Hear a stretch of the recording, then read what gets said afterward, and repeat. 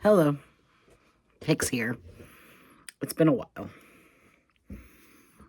I wanted to talk about some things, health related things, and also just as an update and things like that. So,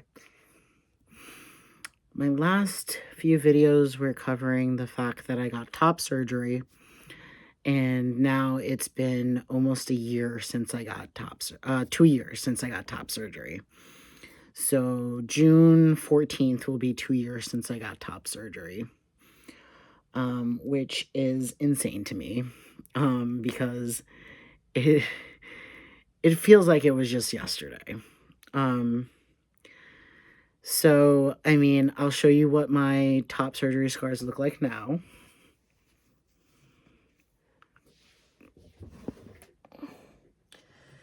I am quite a bit bigger.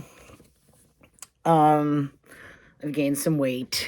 But yeah, that's what my top surgery scars look like. They are very faded now. And yeah, I have no nipples. Some things to note. I got gastric bypass in 2019, and I'm looking to do a revision surgery and do the duodenal switch. And I am in process of doing that. I scheduled a CT of my abdomen so that they can determine if I am eligible. And I don't see why there would be any problem with doing the revision, so I am going to be doing that. And they said it would be a period of like 3 months. I do have new insurance. I have United Healthcare now. I was doing Medicaid for a while, and then they kicked me off because of this new insurance with my job, and hopefully they'll cover the surgery. If not, then maybe I'll pay out of pocket. We'll see. All of this is leading up to the fact that I want to get phalloplasty. And in order to get phalloplasty, I have to lose weight. The surgeon that I'm going with is Blue Band Lagner at NYU, and she has a very strict BMI cutoff of 35. I would like to get down in weight to about, well, my lowest weight ever with the gastric bypass was 153, and I would like to see what 150 looks like. So I'm gonna see what that looks like. If not, like, I would like to maybe do 180, 170 to 180. Honestly, I want to just see like where I am comfortably, where I feel comfortable the most. When I was in the 150s, I don't know, I was having a lot of issues with my gastric bypass, and I had to get a revision because I was throwing up quite a bit. And I think I may have spoken a little bit about that on here. I'm not sure. But regardless, I was throwing up quite a bit, and it turned out that my pouch was stuck in my thoracic cavity and needed to be anchored down. Yeah, so what I want to do is a duodenal switch at this point. So it would be RNY to duodenal switch. But that's, that's on my journey to get phalloplasty as well. So there's quite a few steps involved in phalloplasty. I'm looking to get RFF, which would be this arm taking a graft from the arm to create my new penis. And essentially the first step of that is to get a hysterectomy. So, as soon as I get this duodenal switch, I'm going to schedule an appointment, pre-surgical appointment for hysterectomy. And I'm thinking about doing like leaving one of my ovaries just so that I don't go into full-blown menopause. Yeah. So where am I in terms of my transition? Currently, this year it's going to be 4 years that I've been on testosterone, and that seems insane to me because like I was just looking at some of my old videos, and they're hard to watch because I was so lost and not just feeling very adrift. And now it's like night and day. Um, I feel so much happier and like content in myself. And I've slowly regained a good amount of the weight that I've lost with the gastric bypass. But I lost all that weight not really dealing with like who I was inside. So I am hoping that this instance, I am going to approach it with a lot more care for myself. That being said, it weight loss is hard, and I know that I'm going to need a tool, and so that's why I'm looking to do duodenal switch.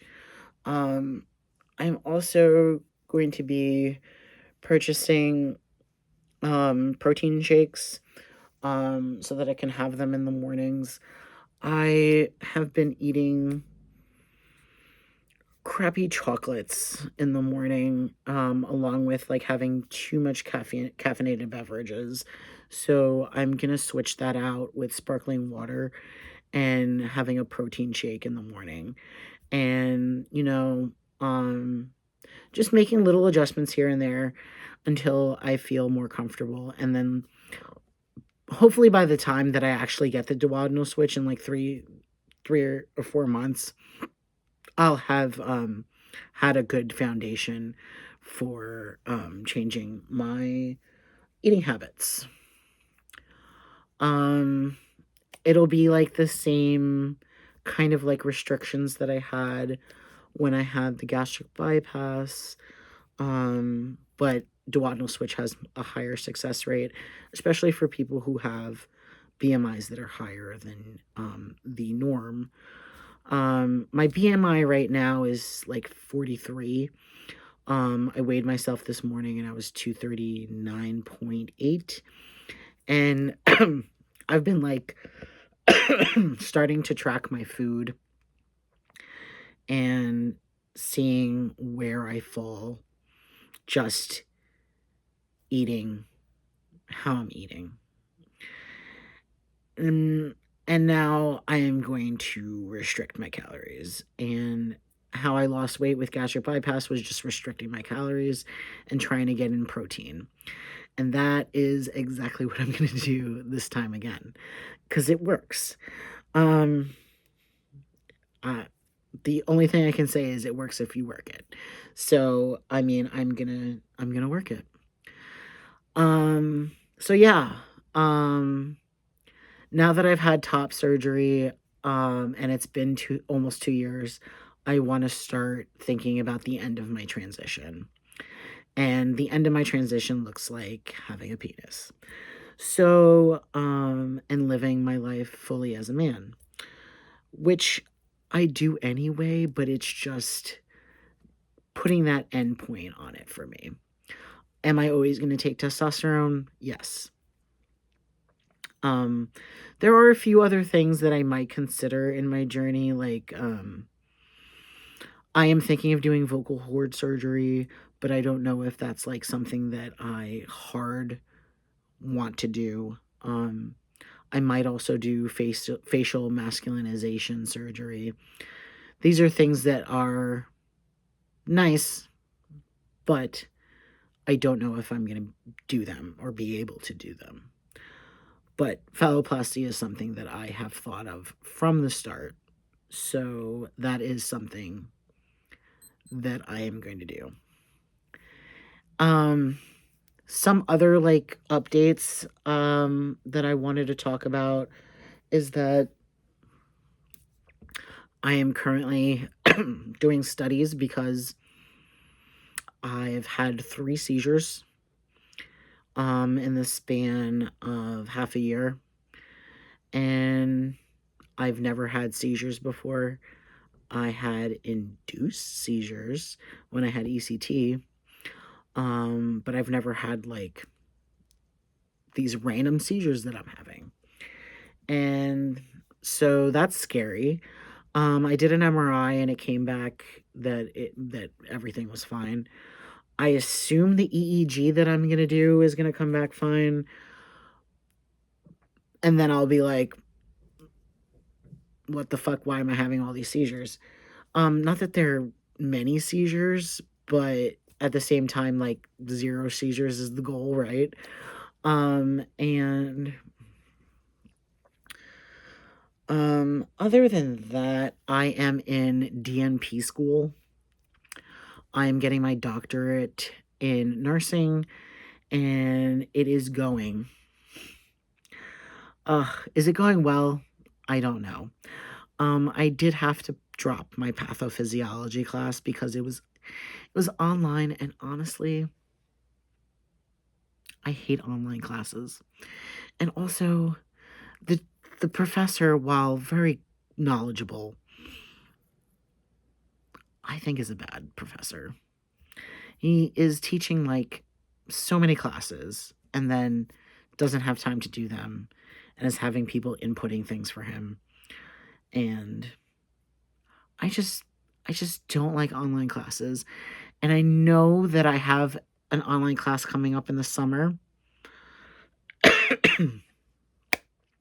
So I'm just like not happy about that because I thought that this entire program was going to be in person. There are 5 of us, and I am the only part-time student. The rest of them are full-time, and it feels like they've developed a bond, and like I am not in that bond, which is fine. However, that just leaves me to be like the last one standing on my own. And I did nursing school on my own, and I can do this on my own as well. It's gonna be harder. I was wondering why my screen went yellow, and it is past 10 o'clock, which I have programmed my phone to do night mode when it passes 10 o'clock, so I guess that's why. But it always takes me off guard. I'm like, what happened to my screen? Anyway, I don't want this video to be any longer, but I just figured I would come on here in case anyone is still watching my videos. I don't know who would watch these videos, but at the same time, when I came back, there were a few of you who are still here. So, I appreciate any support. And if you're interested in watching more videos, yeah, or if you have any questions, let me know. All right.